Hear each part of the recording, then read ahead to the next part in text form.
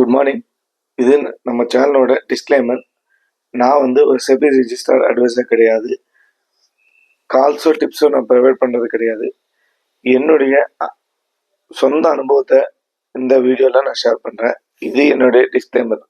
Friends, வாங்க வீடியோக்குள்ள போகலாம். ஃப்ரெண்ட்ஸ், நேற்று நான் உங்கள் கிரேசி டெய்லிருந்து கார்த்திக் பேசுகிறேன்.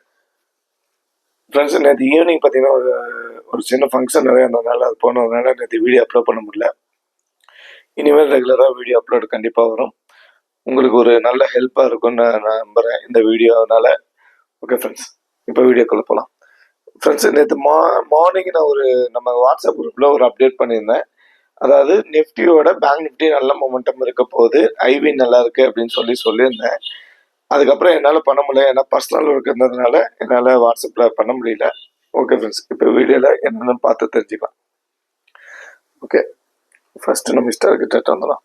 ஃப்ரெண்ட்ஸ், அதாவது மார்க்கெட் எப்பயுமே ஒரு நல்ல ஃபால் வந்தால் அதோட இந்த லெவல் வரைக்குமாவது போயிட்டு தான் திருப்பி ரிஜெக்ஷன் ஆகும். இதுதான் சினாரியோ. அதுதான் நேற்று நடந்திருக்கு. நிஃப்டி கரெக்டான லெவலில் இருக்கு, ஆனால் பேங்க் நிஃப்டி அதிகப்படியான மூமெண்டம் கொடுத்துருக்கு. அது எதனால என்னன்னு பார்த்துடலாம். ஓகே ஃப்ரெண்ட்ஸ், அதாவது லாஸ்ட் 2 வீக்ஸோட லோ பார்த்தீங்கன்னா நிஃப்டியில் 24,801. லாஸ்ட் வீக்கோட க்ளோஸ் என்ன 24,852. நேத்தோட ஓப்பனிங் என்ன 24,823. இன் பிட்வீன் இது ரெண்டுக்குள்ள ஓப்பன் ஆகுது. அப்போ பாசிட்டிவ் ஓப்பன். ஓகே, நேத்தோட லோ பாருங்க, இதுக்கு கீழே 24,753க்கு 801 கீழே போயிட்டு சஸ்டெயின் ஆகாம மார்க்கெட் 823 கிராஸ் பண்ணி கிட்டத்தட்ட 957 போயிட்டு 936 க்ளோஸ் ஆயிருக்கு. ஃப்ரெண்ட்ஸ், நான் பலதான் சொல்லிருக்கேன், ஒருத்தர் கீழே போயிட்டு மேலே வரான் அப்படின்னா அவனுடைய பவர் ஜாஸ்தின்னு. அது நேற்று பார்த்துருப்பீங்க. நிஃப்டிலும் பேங்க் நிஃப்டிலும் அது நடந்திருக்கு. இது வந்து ரிவர்சல் ஸ்ட்ராட்டஜின்னு சொல்லுவாங்க. இது பாருங்க. ரெண்டாவது, நம்ம இப்போ வந்து ஒரு நல்ல டவுன் வந்ததுன்னா திருப்பி டவுனே தான் போகணும்னு இல்லை ஃப்ரெண்ட்ஸ். மார்க்கெட் ரிவர்சலும் ஆகலாம், மார்க்கெட் ரிக்கவரியும் ஆகும், எல்லாமே நடக்கும். இல்லை திருப்பி டவுனும் வரலாம். அது நம்ம காலையிலேயே மைண்ட்ல ஃபிக்ஸ் பண்ணிவிடும், பிஇ தான் நீ ஃபோக்கஸ் பண்ணணும், பிஇ தான். அப்படி இல்லை ஃப்ரெண்ட்ஸ், நம்ம வந்து ஆப்ஷன் பையர் இன்ட்ராடே பண்றோம். நம்மளுக்கு ரெண்டு பக்கமும் ஆப்பர்ச்சுனிட்டி இருக்கு. எந்த பக்கம் ஆப்பர்ச்சுனிட்டி இருக்குன்னு நம்ம பார்த்து தான் அது பண்ணணும். ரொம்ப ரொம்ப ரொம்ப ரொம்ப இம்பார்ட்டன்ட். அது நல்லா நான் வச்சுக்கோங்க ஃப்ரெண்ட்ஸ், அது ரொம்ப இம்பார்ட்டன்ட். ஓகே ஃப்ரெண்ட்ஸ், இன்னைக்கு என்ன நடக்கும் அப்படின்னா, இப்போ வந்து ஹை வந்து எவ்வளோ 24,957.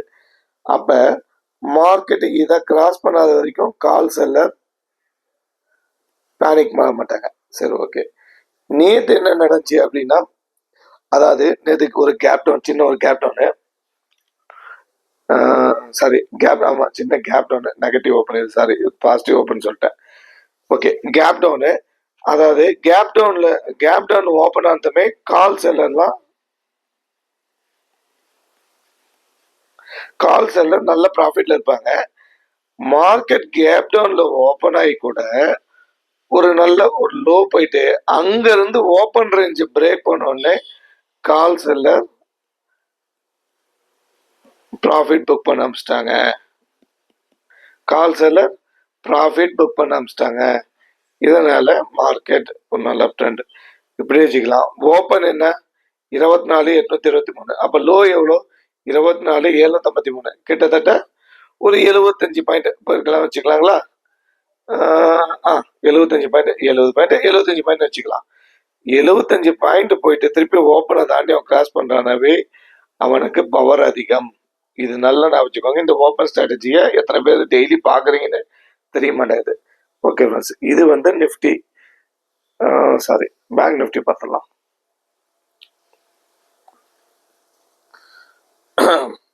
பேங்க் நிஃப்டி அதே சேம் தான், பட் ஆனால் அது போன விதம் அதிகம். Okay, bank Nifty last week low 50,447, close 576. அப்போ ஓப்பன் பாருங்க 50,549 நெகட்டிவ். அதாவது கேப் டவுன் கிடையாது, இதுக்கு கீழே ஓப்பன் ஆனாதான் கேப் டவுன்.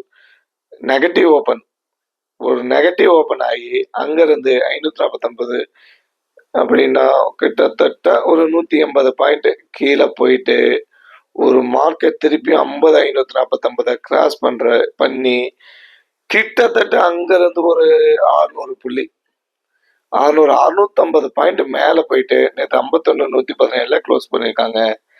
ஃப்ரெண்ட்ஸ், இங்க ஒருத்தன் கீழே போயிட்டு அந்த ஓப்பன்ல இருந்து கீழே போயிட்டு திருப்பி அந்த ஓப்பனை கிராஸ் பண்றானாவே அதோட பவர் அதிகம்.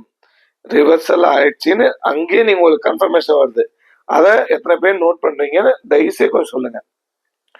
அங்கிருந்து மார்க்கெட் ரிகவரி, பேங்க் நிஃப்டி நல்ல ரிகவரி, நல்ல, அதாவது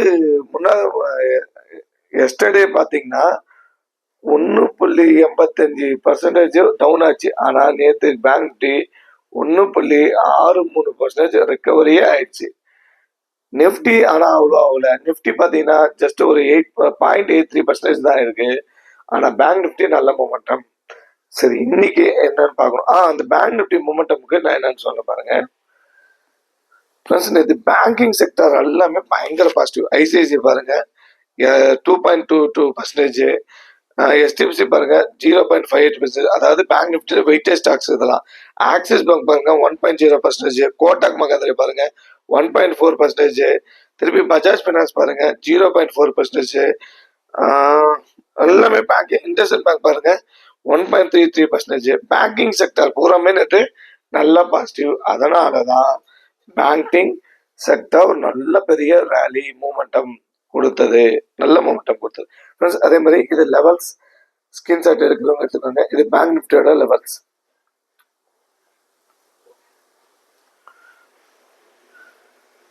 இது நிஃப்டியோட லெவல்ஸ். ஓகே ஃப்ரெண்ட்ஸ், ஸ்கிரீன்ஷாட் எடுத்துக்கோங்க. ஓகே, இப்ப இன்னைக்கு என்ன நடக்கும் அப்படின்னா, இன்னைக்கு இப்போ மார்க்கெட், குளோபல் மார்க்கெட் என்னன்னு பார்த்தலாம். குளோபல் எல்லாமே பாசிட்டிவா தான் இருக்கு. டவ் ஜோன்ஸ்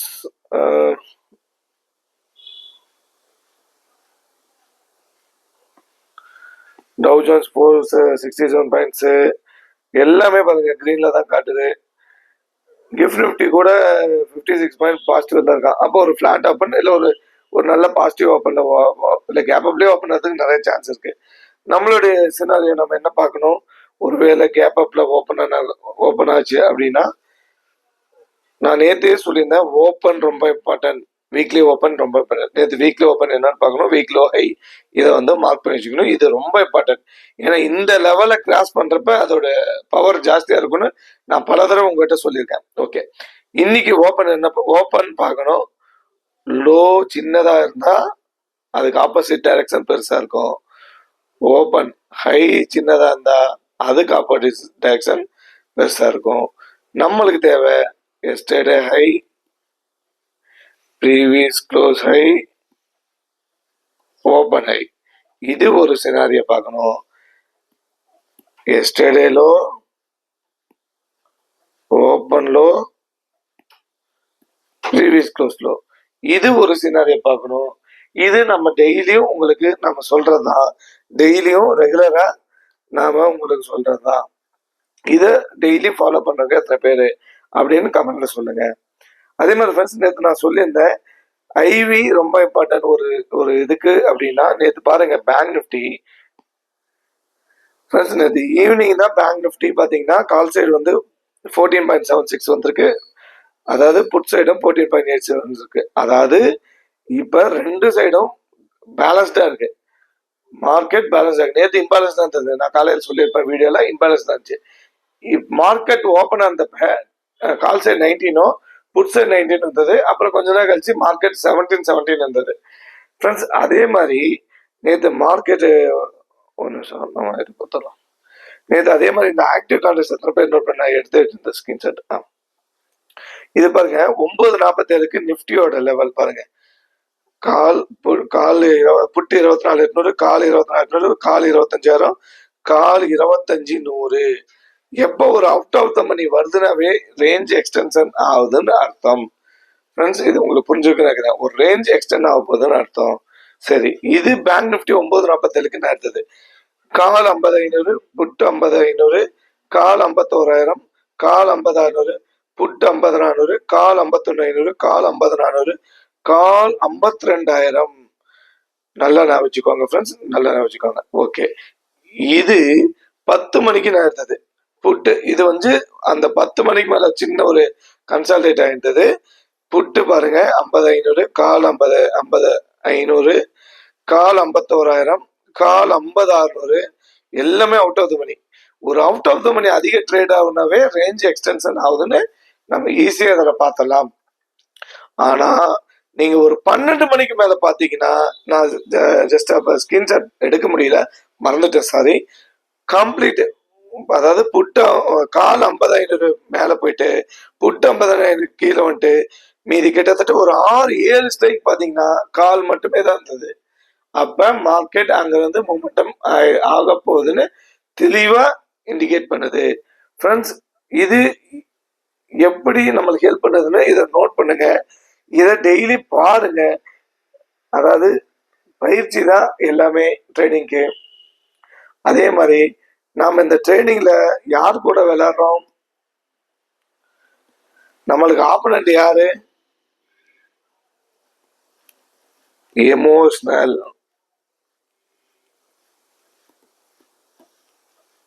எமோஷனல் அது ரொம்ப ரொம்ப ரொம்ப ரொம்ப டேஞ்சர். ஏன்னா அந்த எமோஷனல் நேற்று இந்த ட்ரேடு எல்லாமே இங்க ஓப்பன் ஆன எல்லாம் பிஇ சைடு தான் ஃபோக்கஸ் பண்ணியிருப்பாங்க நிறைய பேர். ஆனா மார்க்கெட் இங்க பாருங்க, இங்க ஒரு அப்டர் போய் திருப்பி வந்து திருப்பி இங்க போயிட்டு இங்க திருப்பி பாருங்க, இந்த லெவல் கிராஸ் பண்ணவே இல்லை. அப்ப மார்க்கெட் அது கீழே வரலன்னு ஆயிடுச்சு. ஐவி நல்லா இருந்தது, அங்க இருந்து பாருங்க ஒரு ரேலி. நீங்க இங்கெல்லாம் மிஸ் பண்ணிட்டு இங்க ஒரு ட்ரேட் பண்ணியிருந்தா கூட ஒரு நல்ல ப்ராஃபிட் வந்திருக்கலாம். நம்ம யார் கூட இந்த இந்த பிசினஸ்ல நம்ம யார் கூட அதிகமா மாற போறோம்னா எமோஷனல் தான். இந்த லெவல், இந்த லாஸ், இந்த ப்ராஃபிட் இதெல்லாம் அடுத்தபட்சம். இந்த எமோஷனல் மட்டும் நம்ம கண்ட்ரோல் பண்ணிட்டோம். இதுல நாம இதை விட நம்மளுக்கு பெஸ்ட் பிசினஸ் எதுல நான் பல தடவை சொல்லிட்டேன். ஏன்னா அந்த எமோஷனல் அவ்வளவு கண்ட்ரோல் பண்றது அவ்வளவு ஈஸி கிடையாது. ஒரு சின்ன லாஸ் தான் பண்ணுவோம், ஆனா அது எண்ட் ஆஃப் த டே நம்ம முடிக்கிறப்ப பெரிய லாஸா முடிப்போம். ஏன்னா அந்த லாஸ் வந்து நம்மளுடைய ஆப்பர்ச்சுனிட்டி எதுவுமே பார்க்க விடாது, எல்லாமே மிஸ் அண்டர்ஸ்டாண்டிங் ஆயிடும். அதுக்கப்புறம் ஒண்ணு பிளாங்கா இருக்கும், கண்டபடி போடுவோம், கால் போடுவோம், புட்டு போடுவோம், எது வேணா போடுவோம். நம்ம மனசு நம்ம பேச்ச கேட்காது, நம்ம பேச்ச கேட்காது. அதனால அந்த ஃபர்ஸ்ட் ட்ரேடிங் ரொம்ப இம்பார்ட்டன்ட். அத நீங்க எப்படி ஃபோக்கஸ் பண்ணி ட்ரேட் பண்றீங்கிறது தான் ரொம்ப விஷயம். அது லெவல்ஸ் வந்து நம்ம எப்படி பண்ணணும் என்னன்னு பார்த்து பண்ணுங்க. அந்த எமோஷனல் மட்டும் நீங்க மார்க்கெட்ல கண்ட்ரோல் பண்ணிட்டீங்க அப்படின்னா ஆப்ஷன் பையிங்ல நீங்க சக்சஸ் ரேட் பாத்தீங்கன்னா 300%, 400% உங்களுக்கு ரிட்டர்ன் வரும் நினைச்சுக்கோங்க. ஆனா அந்த எமோஷனல் நீங்க எமோஷனல் மாட்டிக்கிட்டீங்க, அதே 300%, 400% லாஸ் வரும். நல்லா நான் வச்சுக்கோங்க ஃப்ரெண்ட்ஸ், அந்த லாஸ் வரும். இது எவ்வளவு பெரிய இம்பார்ட்டன்ட் உங்களுக்கு புரிஞ்சிருக்கும்னு நினைக்கிறேன்.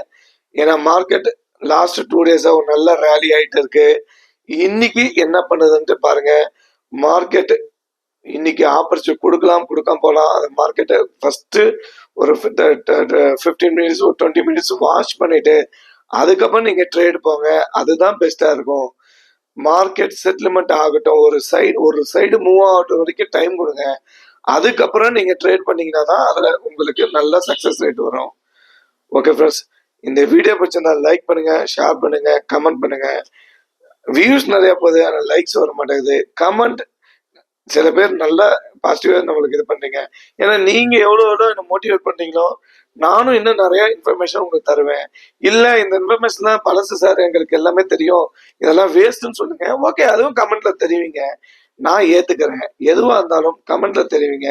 அதே மாதிரி லைக் பண்ணுங்க, ஷேர் பண்ணுங்க, கமெண்ட் பண்ணுங்க. ஓகே ஃப்ரெண்ட்ஸ், பாய்.